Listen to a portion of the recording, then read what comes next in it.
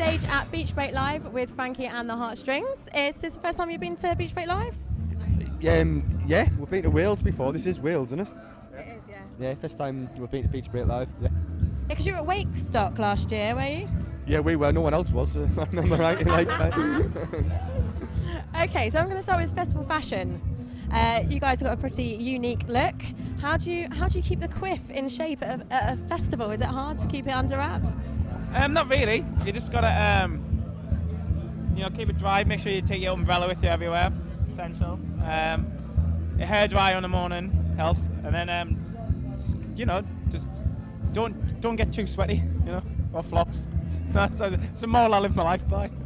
You've recently worked with Edwyn Collins. How was that? How did that come about? How was the experience working with him? He's essentially a bad person, really. He's like he's violent. He's got a language you wouldn't hear from a doctor. He's rude. He's not talented. He says he is, and he's not. Yeah, he's not a very nice guy at all. No, man, he's lovely, and we had a great time recording the album with him. It was a dream come true, as they say.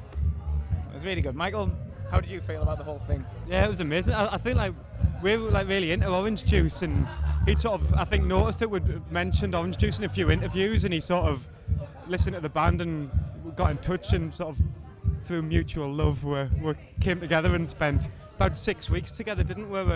In his studio, in his house. In his toilet. In his toilet, yeah, Dave fixed his toilet, which is pretty good. So it's quite an experience then. Fixing the toilet? Just working with Edwyn Collins. He could have flushed it. It was an absolute mess when I went in there. It was awful. It's like the killing fields. It's amazing just to get to meet someone you really admire, and then it's even better to see them in their underpants, which we did. Yeah, that's quite an experience, I can imagine.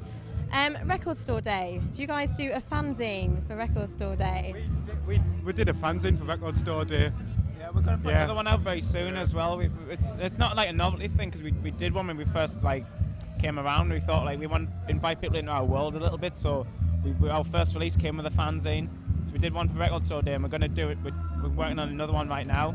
Just something physical to put in record shops. It's easy to do, and it doesn't take very much effort, and it's quite interesting, I think. And that's what we're all about. If we find something interesting, we hope ultimately other people will find it interesting. There's too much crap out there.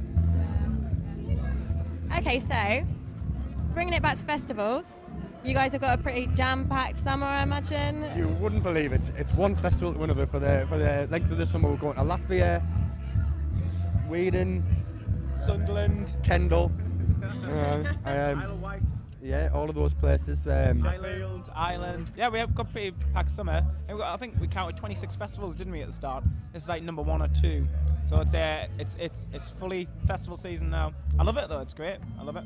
We always want to do things for commoners as well. So when they pay the money, as long as we get a decent ride out, we can entertain the scum all summer, really. Awesome. What is the weirdest thing to happen to you at a festival? The weirdest thing that happened at a festival, I don't know. I can't really remember. If anything weird happened. We played some gigs last week, and I got dry humped off a man, which was pretty weird, unprovoked as well. I don't know. I think he got lost in a forest with Paloma Faith once. You did? yeah. It was at Glastonbury, and I don't know. I can't even say what was going down. I done a forward roll competition with Party Klaxon.